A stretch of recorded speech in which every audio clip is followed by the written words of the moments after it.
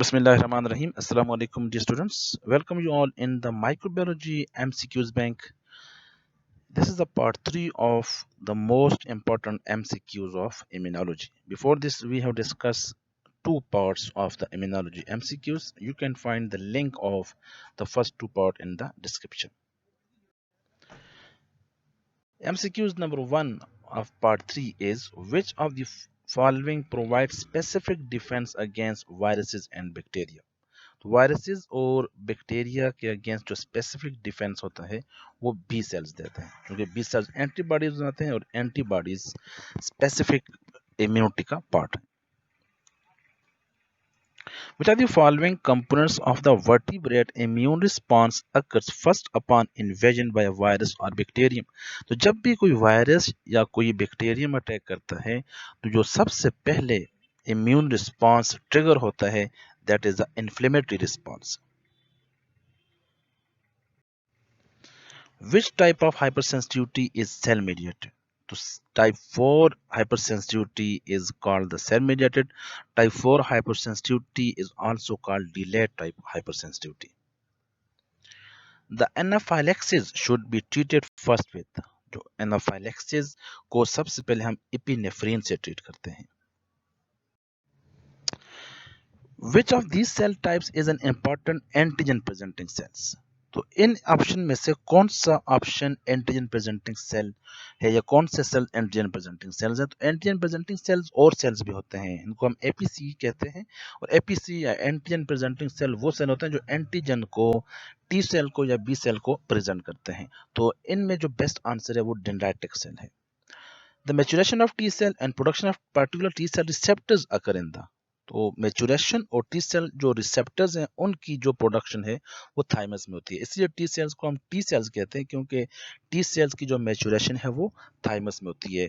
इसके बरक्स जो B cell हैं वो बोन मेरो में ही मेच्योर होते हैं और बोन मेरो में ही प्रोड्यूस होते हैं. टी सेल की प्रोडक्शन खुद जो टी सेल है उनकी प्रोडक्शन जो है वो बोन मेरो में होगी, लेकिन मैचुरेशन जाकर थाइमस में होगी, जबकि बी सेल की प्रोडक्शन भी बोन मेरो में और मैचुरेशन भी बोन मेरो में है. Which type of cells specifically destroy virally infected body cells? तो वायरल इन्फेक्टेड जो सेल्स होते हैं उनको साइटोटॉक्सिक टी लिम्फोसाइट डिस्ट्रॉय करते हैं. The antigen binding region of an antibody molecule is found in the. Antigen जो बाइंडिंग रीजन होता है वो एंटीबॉडी के variable heavy and light chain में होता है, क्योंकि जो एंटीबॉडी होती है वो वाई शेप होती है, उसके दो चेन होते हैं, हैवी चेन और लाइट चेन, और उसमें भी फिर दो पार्ट्स होते हैं, वेरिएबल और कांस्टेंट. तो इसमें जो एंटीजन बाइंडिंग रीजन होता है वो वेरिएबल, हैवी और लाइट चेन में होता है. MCQs number 9. Which of the following is a secondary lymphoid organ? तो secondary lymphoid organ स्प्लीन है. बोन मेरो भी प्राइमरी लिम्फाइड ऑर्गन है और थाइमस भी प्राइमरी लिम्फाइड ऑर्गन है. हाइपोथैलेमस इसका कोई रोल नहीं है, लेकिन जो स्प्लीन है वो सेकेंडरी लिम्फाइड ऑर्गन है. Which of the following is cell types mediated adaptive immune response? अब इनमें से कौन सा adaptive immune response है? तो वो है lymphocytes. Lymphocytes third line of defence में इनका बहुत इंपॉर्टेंट रोल है. तो लिम्फोसाइट्स में फिर टी लिम्फोसाइट्स और बी लिम्फोसाइट्स आते हैं. तो एडाप्टिव इम्यून रिस्पांस में लिम्फोसाइट्स रोल प्ले करते हैं. बहुत कभी यहाँ पे टी में से या बी में से कोई एक दिया जाता है तो फिर भी हमें उनमें से दोनों को सिलेक्ट करना होता है. Natural killer cells are found in all of the following except. Natural killer cell हर जगह पर हमें मिलेंगे, लेकिन नेचुरल किलर सेल थाइमस में नहीं होते हैं. Which of the following is not one of the four characteristic symptom of inflammation? Inflammation के 4 सिम्टम्स होते हैं, जिसमें रेडनेस है, स्वेलिंग है, पेन है, हीट है, लेकिन cyanosis is not the symptom of the inflammation. Monocyte differentiate into which kind of phagocytic cell? Monocyte immature होते हैं और ये ब्लड में पाए जाते हैं. जब ये मेच्योर होते हैं तो ये मैक्रोफेज बनाते हैं. तो डिफरेंशिएट और mature into the macrophage. Which type of immune cell is responsible for eradicating intracellular pathogens? तो intracellular pathogens को किल करने के लिए नेचुरल किलर सेल्स इस्तेमाल होते हैं. MCQs number 15 is the immunoglobulin having least concentration in serum. Immunoglobulin की 5 types आती हैं. Immunoglobulin A that is called IgA, IgM, IgD, IgE और 5वें नंबर पे IgG. लेकिन इनमें से जो सबसे कम तादाद में मौजूद है वो IgE है, जो सबसे ज्यादा है वो IgG है. The half life of IgE protein is, तो IgE जो इम्यूनोग्लोबुलिन है इसकी हाफ लाइफ 1 to 6 days तक होती है. Which of the following cell is involved in cell mediated immunity? तो सेल mediated immunity में T cells involve होते हैं. Cell immunity involve the T cells. Which of the following cell of the immune response do not perform phagocytosis? अब इनमें से कौन सा cell ऐसा है जो वे फेगोसाइटोसिस को परफॉर्म नहीं करता? तो इसमें बेसोफिल सेल्स फेगोसाइटोसिस में हेल्प नहीं करते. बेसोफिल सेल का जो रोल होता है ये एलर्जिक रिस्पॉन्स में इनका रोल है. टाइप 1 एलर्जी में basophil play a very important role. Which of the following is not involved in specific immunity? अब स्पेसिफिक इम्यूनिटी में कौन से सेल इन्वॉल्व नहीं होंगे? तो इसमें न्यूट्रोफिल स्पेसिफिक इम्यूनिटी में इन्वॉल्व नहीं होते, क्योंकि न्यूट्रोफिल्स फेगोसाइटोसिस करते हैं और न्यूट्रोफिल नॉन स्पेसिफिक इम्यूनिटी में इन्वॉल्व होते हैं. और फेगोसाइटोसिस जो वो नॉन स्पेसिफिक इम्यूनिटी है, तो टी सेल भी स्पेसिफिक में इन्वॉल्व होता है, बी सेल भी स्पेसिफिक इम्यूनिटी में इन्वॉल्व होता है और प्लाज्मा सेल बी सेल से प्रोड्यूस जो एंटीबॉडीज बनाते हैं. तो T cell cell mediated immunity वो भी स्पेसिफिक इम्यूनिटी है, बी सेल ह्यूमरल इम्यूनिटी वो भी स्पेसिफिक है. Which of the following immunoglobulin is responsible for most allergic and hypersensitivity reaction? जो most allergic और hypersensitivity reaction के लिए इम्यूनोग्लोबुलिन है या एंटीबॉडी उसको हम IgE कहते हैं. तो IgE is responsible for hypersensitivity reaction. और इसमें कभी कभार क्वेश्चन पूछा जाता है कि टाइप 1 में जो एंटीबॉडी इन्वॉल्व होती है उसमें उसको भी IgE कहते हैं. All of the following are true about antibodies except which one? अब इनमें जो ऑप्शन दिए हुए हैं वो सारे एंटीबॉडीज के लिए ठीक हैं, लेकिन एक ऑप्शन एंटीबॉडी के लिए ठीक नहीं है. तो वो कौन सा है? They are molecule with single defined amino acid sequence. तो इनमें ऐसा नहीं होता क्योंकि इसमें कांस्टेंट और वेरिएबल रीजन्स होते हैं. एंटीबॉडी ग्लाइकोप्रोटीन होते हैं, वाकई होते हैं. एंटीबॉडी फिक्स द कंप्लीमेंट, ये भी होते हैं बिल्कुल. They are surface of B lymphocyte, yes it is true. They predominate the primary immune response to antigen, yes. Option number B is not follow the characteristic of the antibodies. The major immunoglobulin family to which a particular immunoglobulin belongs can be determined by sequential analysis of the 110 amino acid beginning from the carboxyl terminus of the heavy chain. Antigen presenting cells, APC stand for antigen presenting cells, can be all but which of the following? इनमें से सारे antigen presenting sales हैं, लेकिन एक antigen presenting cell नहीं है. B cell antigen presenting cell हैं. B cell specific immunity में इन्वॉल्व होते हैं, ह्यूमरल इम्यूनिटी में इन्वॉल्व होते हैं, एंटीबॉडी प्रोड्यूस करते हैं, ये एंटीजन को प्रेजेंट भी करते हैं. डेंड्राइटिक सेल भी एंटीजन प्रेजेंटेशन में हेल्प करते हैं, मैक्रोफेजेस भी हेल्प करते हैं, लेकिन T helper cell antigen presentation में कोई रोल प्ले नहीं करते. Light chain and heavy chain are joined by, light और हैवी चेन एंटीबॉडी के ये डाइसल्फाइड बॉन्ड से जॉइन होते हैं. What is the characteristic of the adaptive immune response and not the innate immune response? अब इनमें से कौन सा ऐसा है जो adaptive immune response का characteristic तो है, लेकिन innate immune response का वो characteristic नहीं है. तो adaptive immune response clonal expansion of the effector cells. Clonal expansion of the effector cell, जो इफेक्टर सेल्स होते हैं जिसमें बी सेल और टी सेल्स होते हैं, ये सारे एडाप्टिव इम्यून रिस्पांस में होता है, लेकिन ये इननेट इम्यून रिस्पांस में ये फैक्टर नहीं होता. फिजिकल बैरियर भी इननेट इम्यून रिस्पांस का पार्ट है, केमिकल बैरियर भी इननेट इम्यून रिस्पांस का पार्ट है. इन्फ्लेमेटरी मीडिएटर्स मीन इन्फ्लेमेशन और फेगोसाइटोसिस ये भी इननेट इम्यून रिस्पांस का पार्ट है, लेकिन clonal expansion of effector cells like the T cells और द बी सेल, उनकी जो एक्सपेंशन है वो इननेट इम्यून रिस्पांस का पार्ट नहीं है, वो एडाप्टिव इम्यून रिस्पांस का पार्ट है।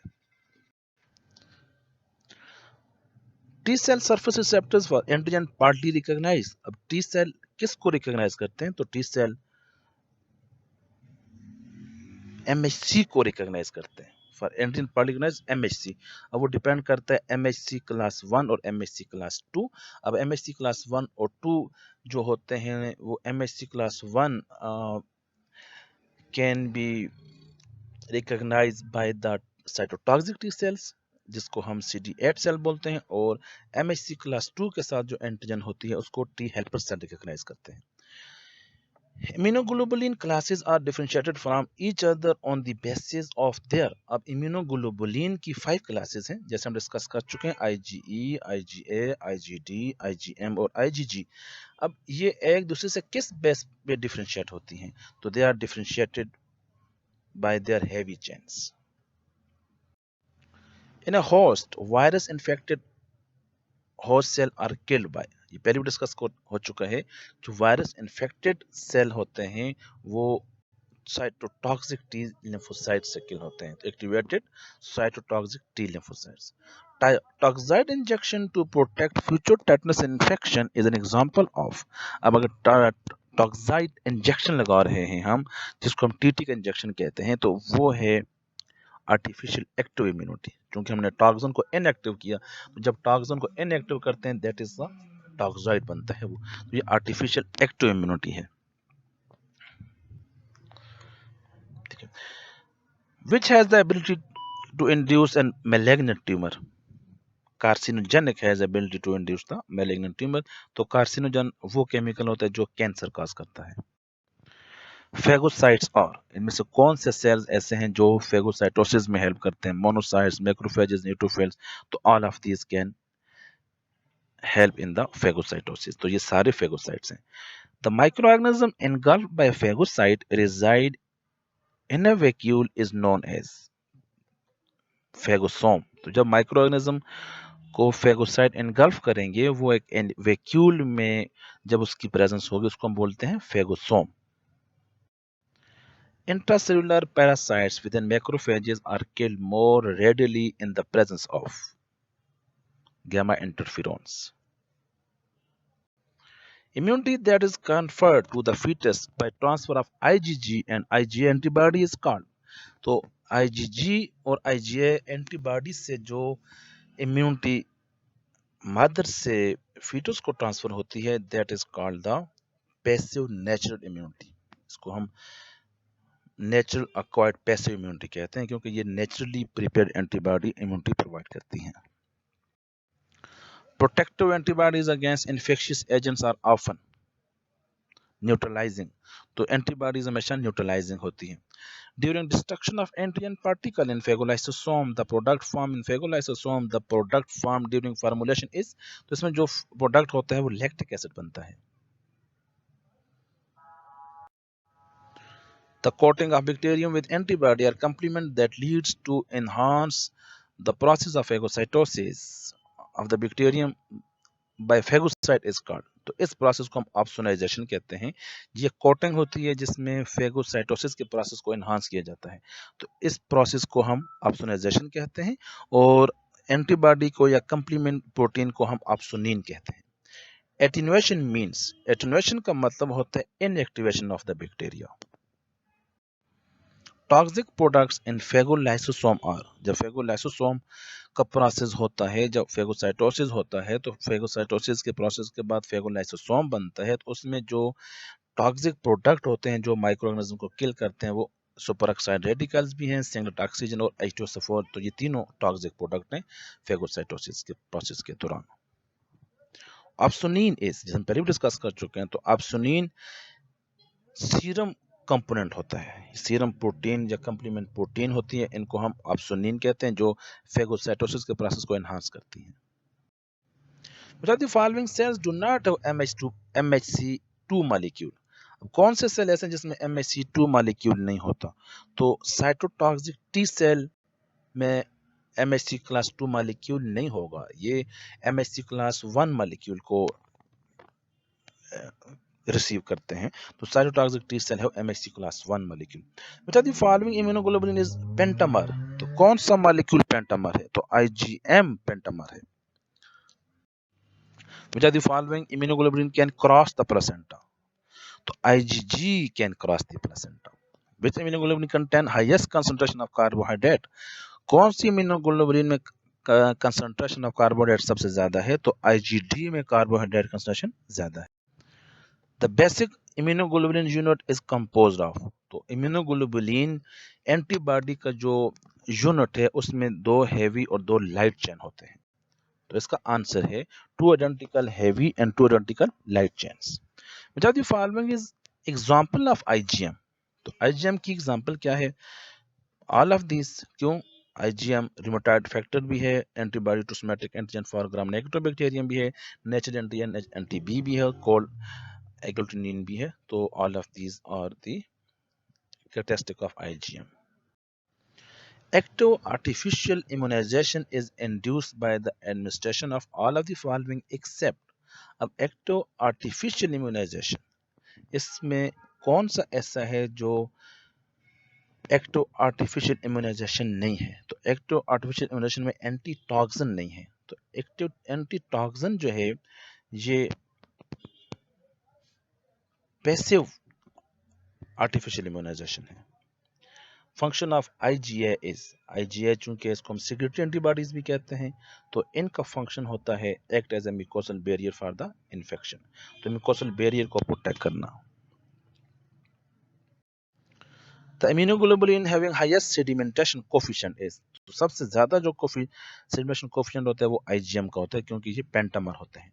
The immunoglobulin having highest molecular weight is, तो सबसे जो मॉलिक्यूलर वेट ज्यादा होगा वो भी IgM का होगा क्योंकि ये पेंटामर है। Thank you so much. This is all about the part 3 of the immunology MCQs. In the next lecture, we will discuss more other important MCQs of the immunology.